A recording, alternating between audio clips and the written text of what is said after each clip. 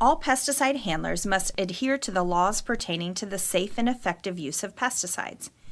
There are federal laws and there are state laws and regulations. The Federal Insecticide, Fungicide, and Rodenticide Act, FIFRA, governs pesticide registrations and regulations in the United States and is administered by the U.S. Environmental Protection Agency, EPA. Each state has the authority to administer laws and regulations that are more strict than the federal law.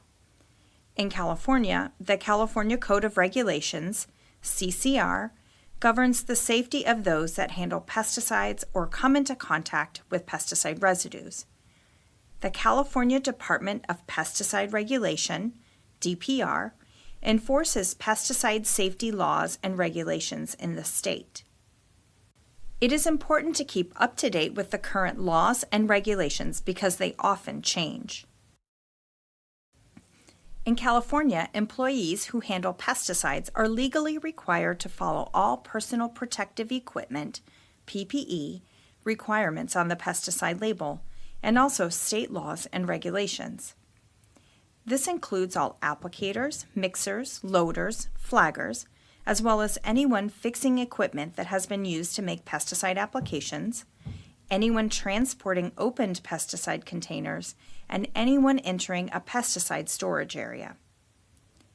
Early entry workers entering a field before the restricted entry interval has expired must also follow all PPE requirements.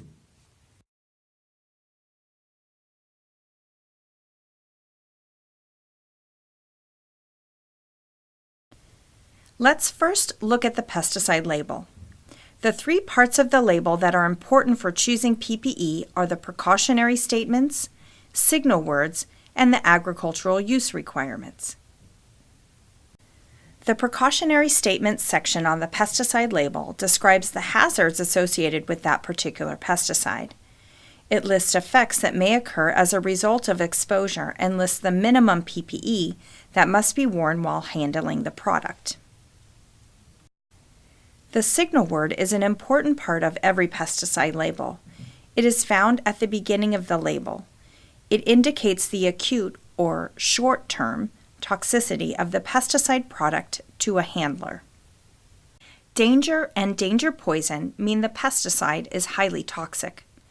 Danger means that the product is highly toxic by at least one route of entry into the body and can cause severe eye damage or skin irritation. Danger poison means that the product is highly toxic by any route of entry into the body, and a skull and crossbones symbol must accompany the words. Warning indicates moderate toxicity, either orally, dermally, or through inhalation, and can cause moderate eye and skin irritation. Caution means that the product is slightly toxic by at least one route of entry into the body, or it causes slight eye irritation. Different signal words have implications for the type of PPE to be worn and will be explained a little bit later. The agricultural use requirements is a special part in the directions for use section on products labeled for production agriculture, commercial greenhouses, nurseries, and forests. It refers to the Worker Protection Standard, WPS. It lists PPE required for early entry workers and also specifies the restricted entry interval. Sometimes label requirements differ depending on the product and how it is used, so be sure to read labels carefully. State regulations are often more strict than what is on the pesticide label. In California, you must also check the California Code of Regulations. Look specifically at Section 6738 on PPE and Section 6739 on respiratory protection. These are listed under Title III, Division 6, Chapter 3, Subchapter 3, Article 2. To increase protection, wearing more PPE than what is required by regulations may be allowed, but never less. Always follow the most restrictive requirements listed. In California, even if a pesticide label does not state any type of protective clothing requirements, at the minimum, wear long pants, long-sleeve shirt, closed-toed shoes, and socks.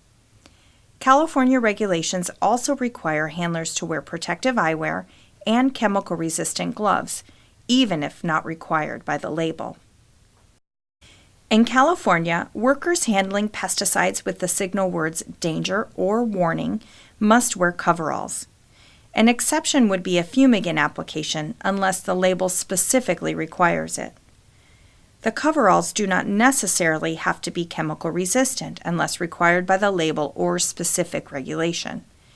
They just need to be a 1 or 2-piece garment of closely woven fabric that covers the entire body except the head, hands, and feet, and must be provided by the employer as PPE. This should not be confused with regular work clothing that the employee is responsible for providing. If you are an employer, you are responsible for providing PPE, providing training, and making sure that all labels and regulations are being followed. You must make sure that PPE is being worn correctly and that it is cleaned and stored of or disposed of properly when it is not in use. Specifics of wearing, cleaning, and storing PPE will be explained in following modules. This is Roundup PowerMax herbicide. Let's take a look at what PPE is required by law if you are applying this pesticide in California.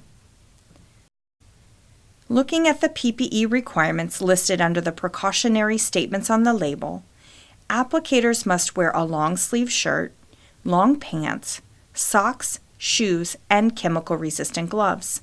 But is that all? Notice that protective eyewear is not listed on the label. Do you still need to wear it? Yes, because in California, protective eyewear and chemical-resistant gloves are required, even if not listed on the label. Check the signal word. It is cautioned, so coveralls would not be required in California. Remember, coveralls would be required if the signal word was warning or danger. You have reached the end of this module.